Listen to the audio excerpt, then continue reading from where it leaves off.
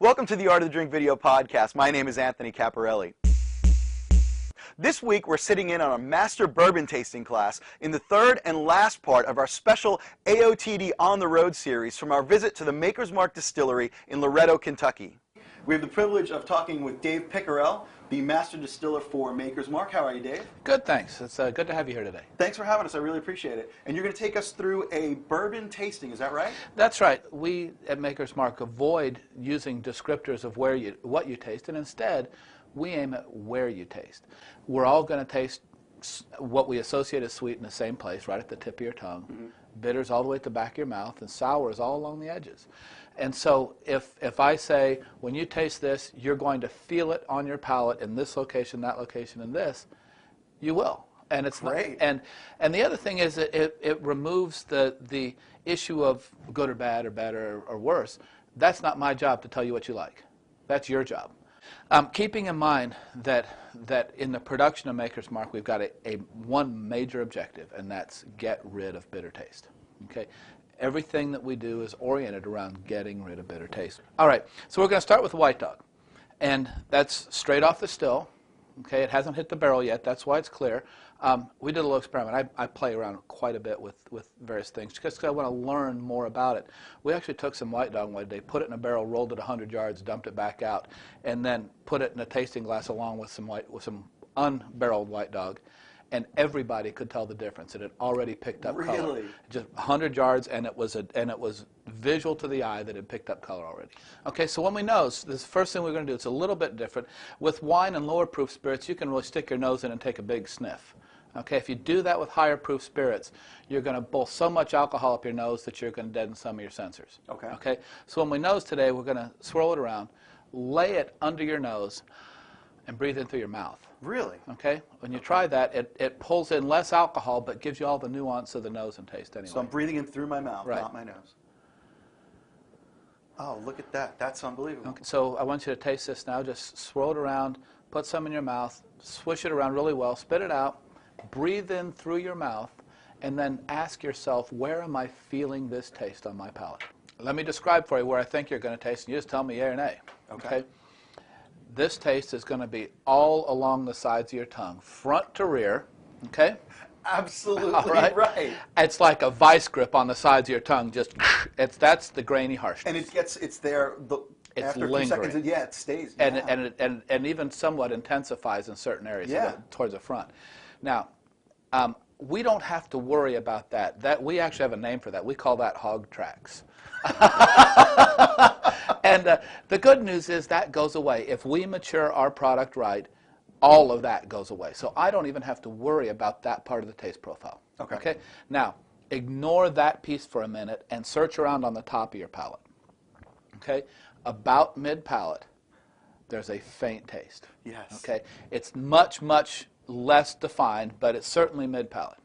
Okay? Absolutely. Now, about 10% of the people get a little pinprick of taste someplace on their palate. I want to know, do you have one? Yeah. Where is it? Right at the tip of my tongue. You are one of those 10%ers. Really? Only about 10% of the people get it, and those are the people that we look for to put on our tasting panel. Well, I'm available. Great. So that's where the White Dog taste is. Now, so I said I don't worry about the stuff on the sides. Okay. And that pinprick is going to go away. So all I'm really worried about in the taste that I'm going to manage over the maturation lifetime of Maker's Mark is that faint taste at the center of your tongue. And this is the art of making bourbon, is managing that taste. That's the way we see it. Now, what I've put up here next is 2-year-old. Now, remember I said it stays on top of the warehouse for 3 years. But there's something magic about 2-year-old because at this stage the government says we can call it straight Kentucky bourbon. All right. Okay? So at 2 years it's legal. Okay? That's all it is. It's just legal. So what I want you to do again is to nose that the same way. And swirling it is helping to release the aromas. It volatilizes it, yes. Okay. So that you get a little bit better nose. Totally different nose. Yeah, completely right? different. Yeah, we're out of the cornfield now. There's some barrel essence. It's not a big, powerful nose right now. It's kind of flat and uninspiring, but certainly different. Okay, then go ahead and taste. And again, we're looking for where the taste is.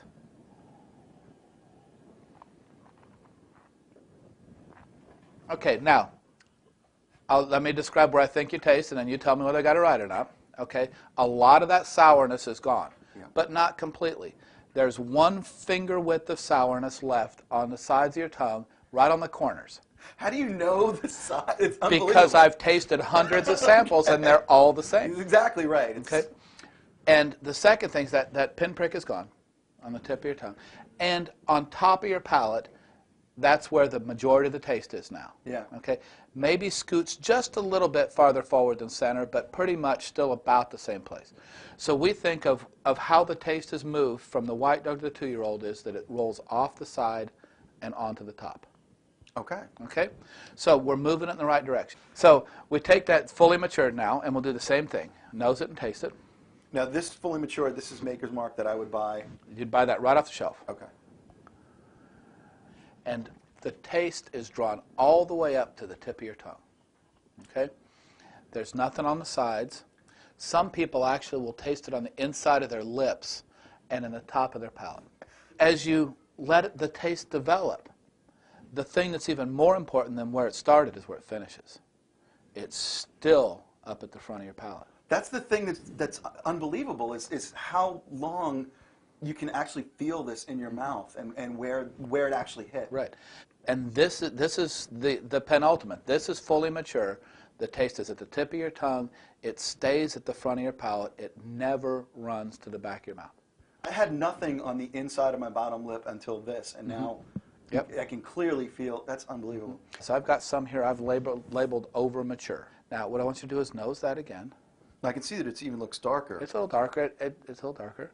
But now go ahead and taste that. It's all the way back at the corners and sides of your tongue. Get the picture of an old ABA free throw line, kind of a trapezoidal shape. Okay, there's a little circuit. There's a little circle that's about 1/4 to 1/2 inch back from the tip of your tongue, and then it runs diagonally all the way back to the back corners. That's gotten bitter, and that's not Maker's Mark taste anymore. Okay. Okay, so for us, that's past mature.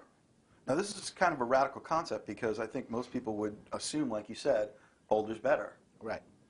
And that's just not our position. Older is not necessarily better. It's just older.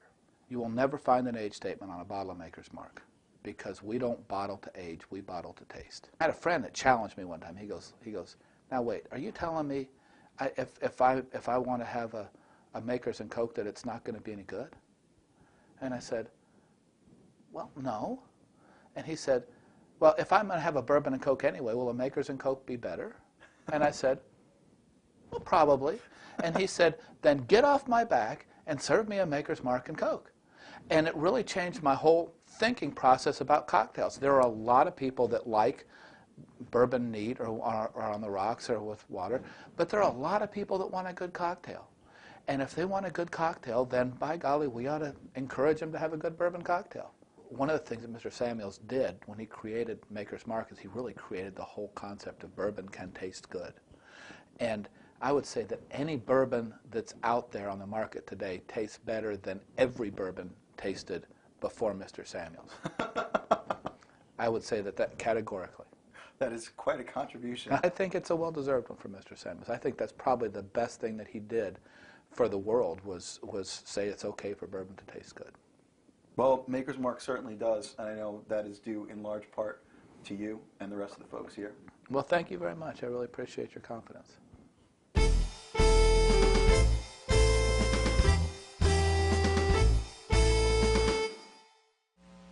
If you want more information on the art of making drinks, visit us on the web at artofthedrink.com. All right, and Cut. That was fantastic, and we're going to edit out all of my nonsense.